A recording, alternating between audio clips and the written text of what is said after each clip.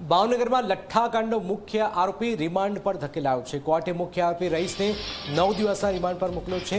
નકલી દારૂ બનાવવામાં સામેલ છે આ રહીશ ગૌતમ સોલંકી, નરેન્દ્ર યાદવ સાથે આ રહીશ સામેલ હતો। 2 દિવસ પૂર્વે જ એસએમસીએ રહીશને ઉજ્જૈનથી દબોચ્યો હતો।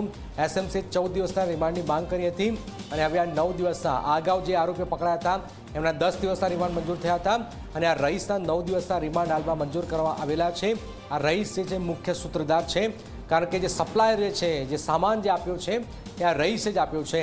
હવે આ રહીશનું કનેક્શન ક્યાં ક્યાં છે, આ અગાઉ શું કર્યું છે અને કઈ રીતે આ દારૂ બનાવ્યો હતો, કોની સંડોવણી છે, આ બધા જ બાબતે પોલીસ તપાસ કરશે। 9 દિવસના રિમાન્ડ મેળવવામાં આવ્યા છે। કોર્ટે આરોપી રહીશના 9 દિવસના રિમાન્ડ મંજૂર કર્યા છે।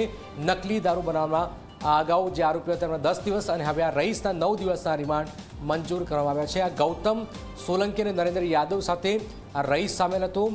આ લોકો શું કરતા હતા, બધી જ બાબત હવે આ 9 દિવસના રિમાન્ડમાં પૂછવામાં આવશે। એસએમસીએ 14 દિવસના રિમાન્ડની માંગણી કરી હતી, તેની સામે 9 દિવસના રિમાન્ડ મંજૂર થયા છે અને 2 દિવસ પૂર્વે એસએમસીએ રહીશને ઉજ્જૈનથી દબોચ્યો હતો અને હવે તેને કોર્ટમાં રજૂ કરવામાં આવ્યો ત્યારે 9 દિવસના રિમાન્ડ મંજૂર થયા છે। 14 દિવસના રિમાન્ડ માંગવામાં આવ્યા હતા। તો ગૌતમ સોલંકી અને નરેન્દ્ર યાદવ સાથે આ રહીશ સામેલ હતો। સૌથી મહત્વની વાત એ છે કે આરોપીઓ ભાવનગરમાં અને આખા ગુજરાતમાં નકલી દારૂ બનાવતા હતા, અનેક જગ્યાએ જઈને નકલી દારૂ બનાવતા હતા, પરંતુ પોલીસને આની જાણ જ નહોતી। નવનીત જોડે છે। નવનીત, 9 દિવસના રિમાન્ડ મંજૂર કર્યા છે,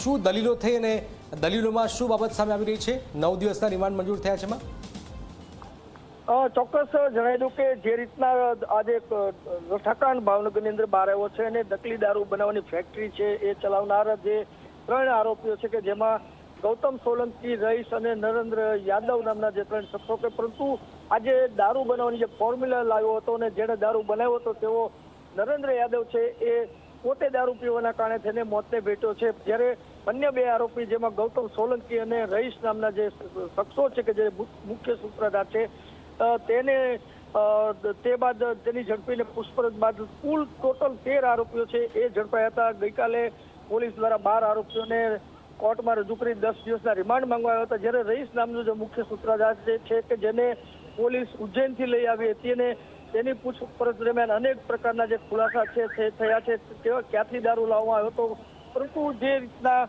વધુ જે પૂછપરછ કરવાની બાકી હોય પોલીસ દ્વારા એને કોર્ટમાં રજૂ કરવામાં આવ્યો હતો અને 14 દિવસના રિમાન્ડની માંગણી કરવામાં આવી હતી। ત્યારે કોર્ટ દ્વારા હાલ એના 9 દિવસના રિમાન્ડ છે એ મંજૂર કરવામાં આવ્યા છે। હવે એસએમસી દ્વારા આ જે દારૂની જે ફોર્મ્યુલા છે, કેમિકલ ક્યાંથી લાવવામાં આવતો હતો, ઇથેનોલ અને મિથેનોલ નામના જે તત્વો છે એ ક્યાંથી લાવવામાં આવતા હતા, કેવા પ્રકારના સાધનો છે બનાવવા માટે ઉપયોગમાં લેવાતા, કેટલા લોકોને સપ્લાય કરવામાં આવ્યો હતો, આ બધી પ્રકારની જે માહિતી છે જેને મેળવવાનો પ્રયાસ છે એ હાથ ધરવામાં આવશે। બિલકુલ, આભાર નવનીત। તો 9 દિવસના આ રહીશના રિમાન્ડ મંજૂર કરવામાં આવ્યા છે।